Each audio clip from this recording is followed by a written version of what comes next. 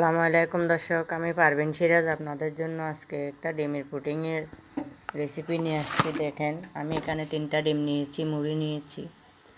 এসব আমি দিব দুধ, বিস্কিট, এসব গুঁড়ো করে নিতে হবে ব্লেন্ডারে। চিনি পরিমাণ মতো, 2 কাপ দুধ নিয়েছি, চিনি পরিমাণ মতো আপনাদের যা মিষ্টি ভালো লাগে। অনেকে মিষ্টি কম খায়, কম দিবেন, বেশি খাইলে বেশি দিবেন। এতটুকু দিব। দুধ দিব 2 কাপ পরিমাণ। এগুলো নাড়াচাড়া করে একটু হালকা মিশিয়ে ব্লেন্ডার করে নিব। গরম পানি ফুটাতে দিচ্ছি। এখন আমি মুড়ি আর বিস্কুট ব্লেন্ডার করব। ব্লেন্ডারে দিলে কি হয়, এগুলা ভালো করে মিশে যায়, সেজন্য এগুলো আমি ব্লেন্ডারে গুঁড়ি করে নিব। দর্শক, আমার চ্যানেলটা ভালো লাগলে লাইক এবং সাবস্ক্রাইব করে দেবেন নতুন ভিডিও পাওয়ার জন্য।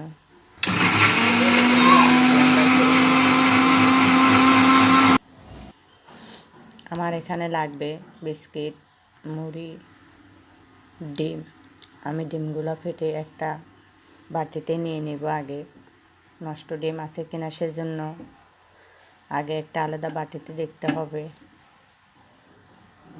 তারপর এগুলা চিনি, বিস্কিটের গুঁড়ো, মুড়ির গুঁড়ো এগুলো দিব ফুলার জন্য। আপনারা চাইলে বেসন দিতে পারেন, আমি বেসন দিইনি। বিস্কিট আর মুড়ি ঘরে যাই আছে তাই দিলাম। এগুলো ভালো করে মেশার জন্য ব্লেন্ডার করে নেব। যেহেতু চামচে বা কোনো কিছু দিয়ে ভালো করে মিশবে না,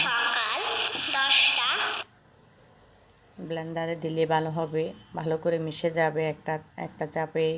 সেজন্য ব্লেন্ডার করে নেবেন, আর নয়তো ভালো করে মিশিয়ে নেবেন। ব্লেন্ডার ভালো হয়। এগুলা আমি কাপে দিব। গরম পানি ফুটাতে দিয়েছি। ছোট ছোট কাপে করে দিলে হয় কি তাড়াতাড়ি হবে, আপনি সহজেই কিছুক্ষণের মধ্যেই খেতে পারেন।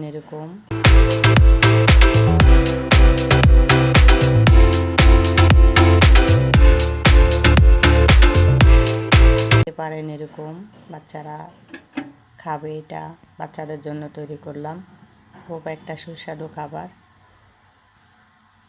কাপে ঢালছি। কাপগুলা একদম পুরাই দেব না, আমি অর্ধেক করে দেব, অল্প খালি রাখবো।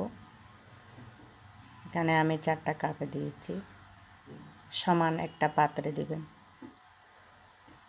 এটা সমান আছে পাত্র, এটাতে 4টা কাপ দিব।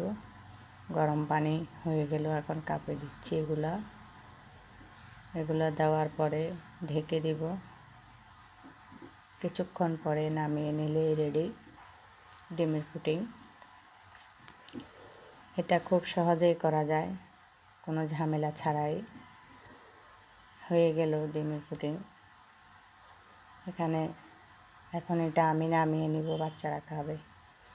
ওরা গরম গরমই খেতে চাচ্ছে, ঠান্ডা হলে ঢালবো সেই অপেক্ষাটা করবে না, বলছে যে এতটুকুই খাবে। দেখুন এখন খাবে গরম গরম। এটা খেতে অবশ্যই ঠান্ডা হলে এটা ঢাললে ভালোই হতো, কেটে কেটে খাওয়া যেত। ওরা তো সেটা মানবেই না, এখনই খাবে, সেজন্য গরম গরমই খেয়ে নিচ্ছে।